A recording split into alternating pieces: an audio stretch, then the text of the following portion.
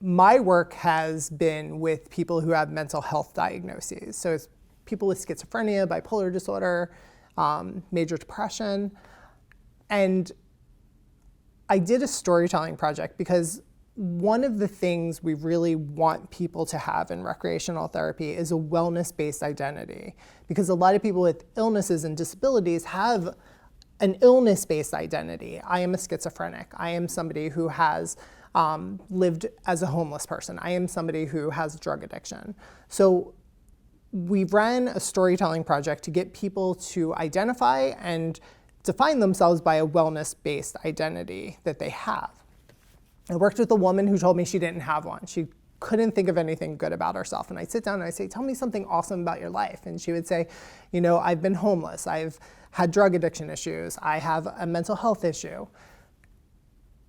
And my work with her was trying to help her find something that she could identify as something she loved, something that made her flourish, something that made her feel like life was meaningful and important.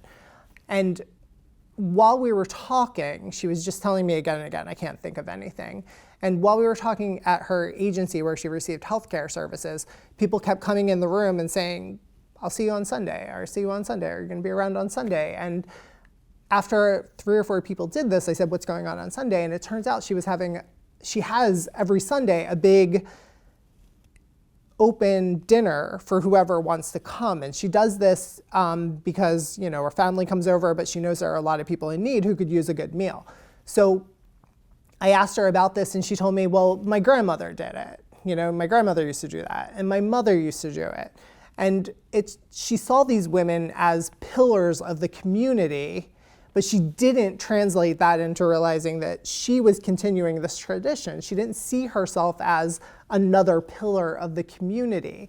And through this storytelling project, we were able to really dive into that, and she was able to, you know, really start redefining who she was and how she engaged with the world and what that meant for her identity, you know? And so she killed it. She told an amazing story where she talked about how she was continuing this legacy.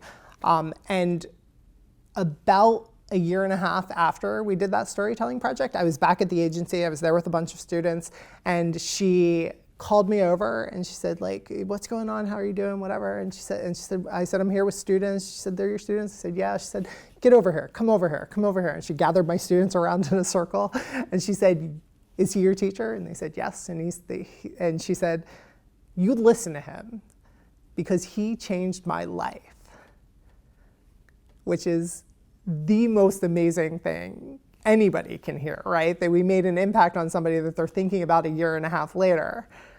And she said, before that storytelling project, she could only define herself as this person, as the illnesses that she had had, the challenges that she had had.